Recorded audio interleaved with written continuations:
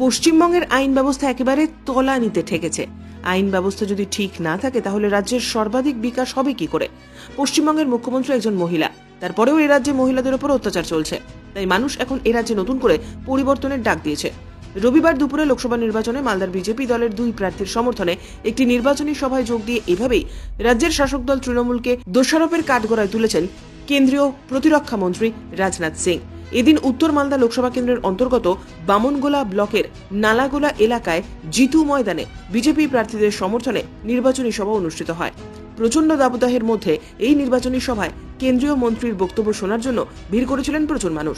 মুর্শিদাবাদ থেকে হেলিকপ্টার করে মালদার নালাগোলা এলাকায় নির্বাচনী সভায় যোগদান করেন প্রতিরক্ষা মন্ত্রী। তাকে বিশাল একটি ফুলের মালা পরিয়ে স্বাগত জানানো হয়। উপস্থিত ছিলেন উত্তর এবং দক্ষিণ মালদা লোকসভা কেন্দ্রের দুই বিজেপি দলের প্রার্থী খগেন মুর্মু এবং শ্রীরূপা মিত্র চৌধুরী। এছাড়াও উপস্থিত ছিলেন হাবিবপুর, পুরাতন মালদা, গাজল বিধানসভা কেন্দ্রের তিন বিধায়ক জুয়েল মুর্মু, গোপালচন্দ্র সাহা, চিন্ময় বর্মন। পাশাপাশি উপস্থিত ছিলেন বিজেপির রাজ্য এবং জেলা স্তরের নেতৃত্বরা। এদিন নির্বাচনী সভায় বক্তব্য রাখতে গিয়ে কেন্দ্রীয় প্রতিরক্ষা মন্ত্রী বলেন, পশ্চিমবঙ্গের তৃণমূল ক্ষমতায় আসার পর উন্নয়ন কতটা হয়েছে সেটা সাধারণ মানুষ দেখছে। বিগত দিনে এই সরকার চরম দুর্নীতি করেছে, ভ্রষ্টাচার করেছে। এখানে আইন কানুন বলে কিছুই নেই। আর আইন ব্যবস্থা যদি ঠিক না থাকে সেই রাজ্যের বিকাশ হবে কি করে?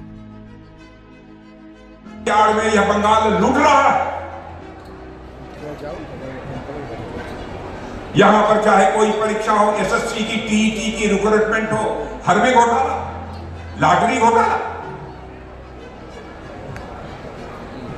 कभी कभी लगता है ये तृणमूल कांग्रेस है कि सचमुच कांग्रेस है।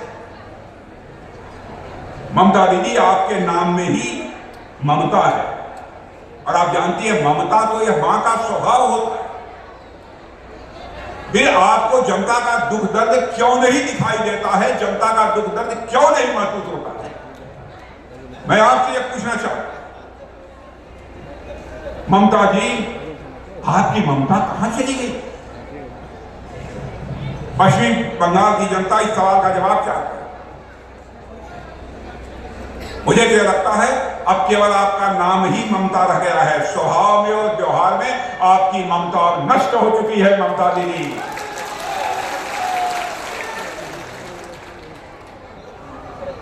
बहनों भाइयों, हमारी सरकार ने गरीबों के लिए, मध्यम वर्गीय परिवारों के कितनी योजनाएं प्रारंभ की। अभी हमारे खगेन मुर्मू बहुत सारी योजनाओं की चर्चा कर रहे हैं। ऐसी ऐसी योजनाएं हम लोगों ने चलाई हैं। प्रधानमंत्री गरीब कल्याण योजना, मैं दावे के साथ कहता हूं, पता नहीं यहां क्या टीएमसी की सरकार आप तक पहुंचने दे रही है कि नहीं दे रही। 5 किलोग्राम मुफ्त अनाज आपके परिवारों में मिल रहा है कि नहीं? प्रधानमंत्री गरीब कल्याण योजना के अंदर मिल रहा है कि नहीं? यहां मिल रहा है, लेकिन जब से शुरू हुआ प्रारंभ में नहीं मिल रहा था। बाद में जब दबाव बनाया गया तब जाकर मिला। ये मोदी जी देने का काम कर रहे हैं और कोई दूसरा नहीं दे रहा। पक्का आवास, पक्का घर सबको देने का काम हमारी सरकार कर रही है।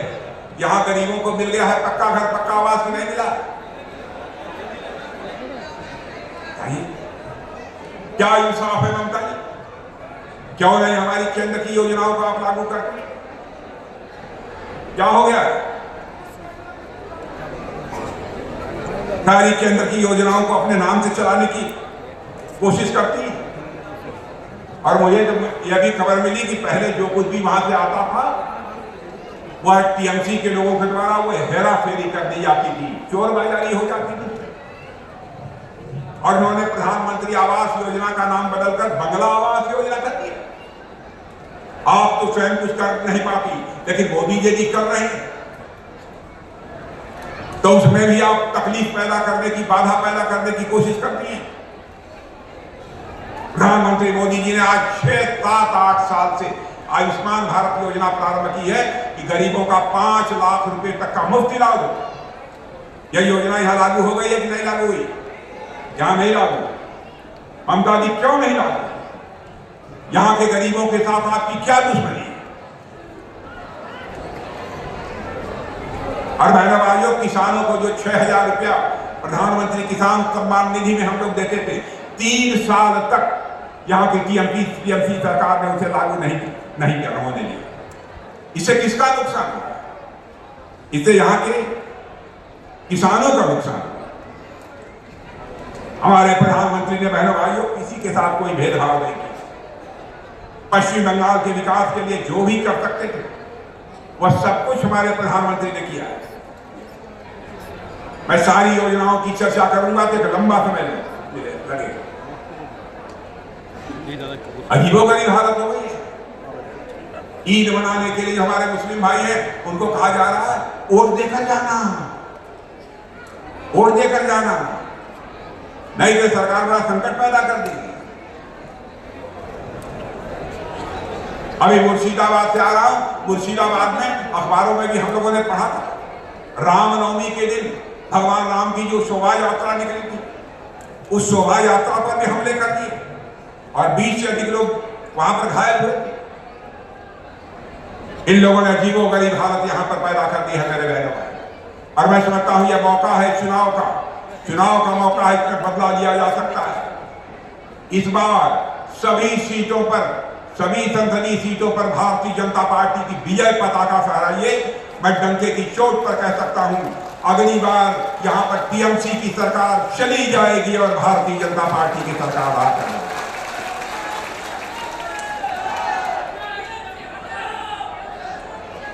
मैं देख रहा था बहुत सारे काम जो यहां पर मालदा में हमारी सरकार ने किए।